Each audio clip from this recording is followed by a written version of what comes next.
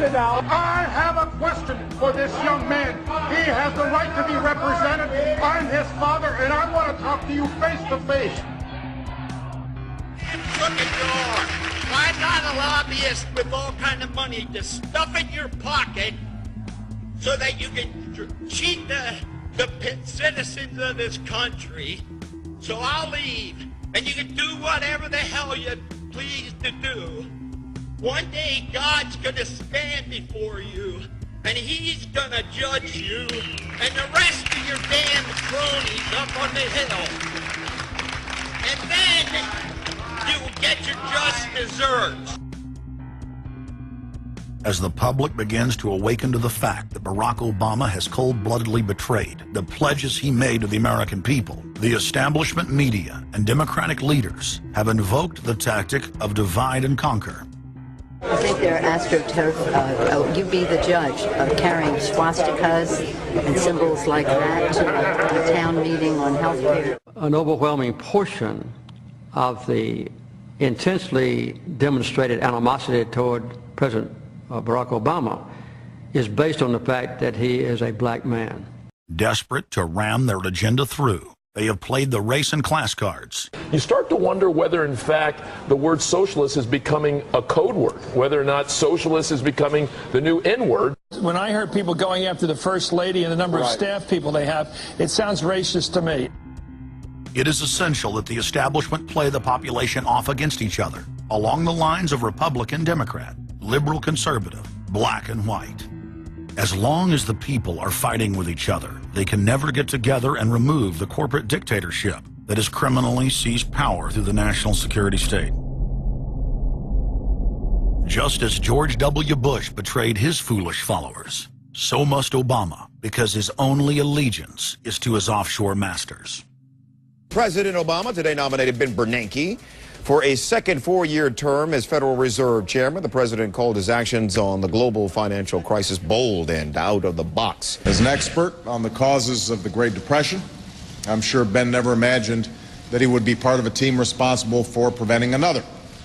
But because of his background, his temperament, his courage, and his creativity, that's exactly what he has helped to achieve. And that is why I am reappointing him to another term as chairman of the Federal Reserve. So Obama has made it quite clear by his actions, never mind his words, his actions, as to who owns him, who he works for, and who he serves. And it's not the American people. It is so obvious to anyone paying attention that the President of the United States is not the real person in control. Whether it is Gerald Ford or Jimmy Carter or Ronald Reagan or Clinton or Bush, Obama is no different. And to think that he is an independent figure is just crazy. And as Franklin Delano Roosevelt said, presidents are selected, they are not elected. Obama pledged that he would end NAFTA and GATT, and has since fought to expand both of them. Obama promised that he would have the most transparent administration ever, and he is already more secretive than Bush and Cheney ever were, even making it a secret who visits the White House. I can make a firm pledge.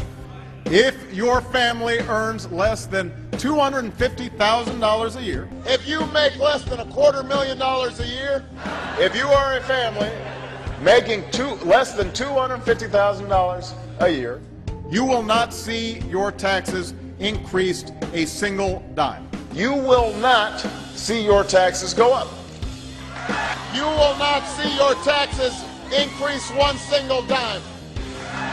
Not your capital gains tax, not your payroll tax, not your income tax, no tax. Not your income tax, not your payroll tax, not your capital gains taxes, not any of your taxes. Not your payroll tax, not your capital gains tax, not your income tax, no tax. Your taxes will not go up, because the last thing you need is higher taxes when we're in a recession like this, and you won't get one under an Obama administration. Obama made the centerpiece of his campaign the pledge that taxes would not be raised on anyone making under $125,000 a year. He has since gone back on that promise as well, and has proposed new taxes on payroll, energy, home mortgage deductions, and scores of other taxes. he made a pledge. He said, I'm not going to raise taxes on anyone making under 250. Is that pledge still active? We are going to let the process work its way through it. So it's not. So it's not. So it's not. We're going to let the process work its way through. All right? The Senate is looking especially at this issue of capping the deductions for health care that employers and employees now get. That would be an tax increase for many families earning under $250,000, but the president said he was open to it, so that means that the tax pledge he made back in September is no longer operative? Obama said he was going to abolish the Patriot Act. He now vigorously defends it. We saw the same type of flip-flop when it came to warrantless wiretapping of the American people. Look what Obama's done with wiretapping, surveillance. He's brought it to heights even beyond what George Bush, the disgusting levels that he brought it to. So we have more surveillance.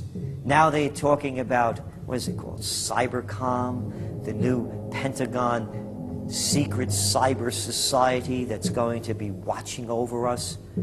To get those terrorists, we got to get those terrorists.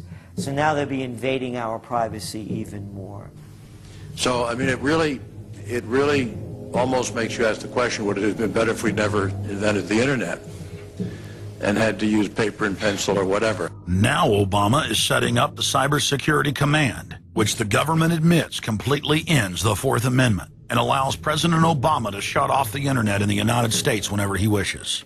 Indeed, in today's world, acts of terror could come not only from a few extremists in suicide vests, but from a few keystrokes on the computer, a weapon of mass disruption. As part of the new single national security staff announced this week, I'm creating a new office here at the White House that will be led by the cybersecurity coordinator. This new control grid is administered by the Pentagon.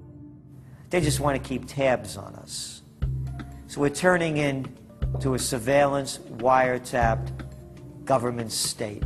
The government is taking more and more control over our lives. I can stand here today as President of the United States and say without exception or equivocation that we do not torture.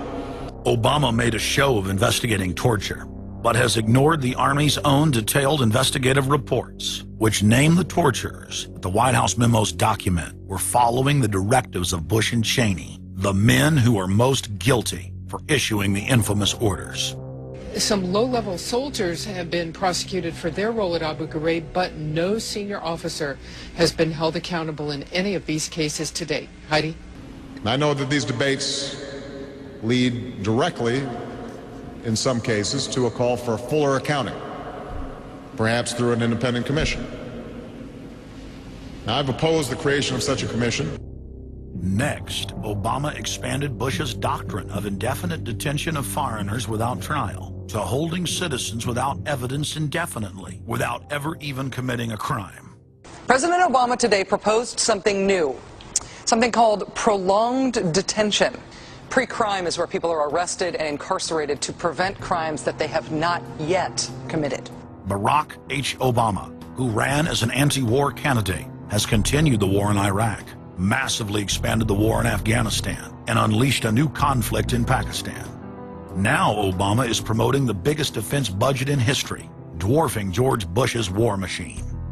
What George Bush has been trying to do as part of his effort to accumulate more power in the presidency is he's been saying, well, I can basically change what Congress passed by attaching a letter saying, I don't agree with this part or I don't agree with that part. I'm going to choose to interpret it this way or that way. That's not part of his power. But this is part of the whole theory of George Bush, that he can make laws as he's going along. I disagree with that. I taught the Constitution for 10 years. I believe in the Constitution, and I will obey the Constitution of the United States. We're not going to use signing statements as a way of doing an end run around Congress. All right? Obama guaranteed that once president, he would stop the unconstitutional practice of issuing signing statements, through which the executive branch illegally usurps the legislative power of Congress. Congressman Kucinich, when he introduced his 60 articles of impeachment against Bush Jr., I think one was the signing statements. The form of the resolution is as follows. A resolution, articles of impeachment of George Bush, President of the United States. Resolved, that President George W. Bush be impeached for high crimes and misdemeanors. Article 26, announcing the intent to violate laws with signing statements, and in violation of his constitutional duty under Article 2, Section 3 of the Constitution, to take care that the laws be faithfully executed, has used signing statements to claim the right to violate acts of Congress even before he signs those acts into law.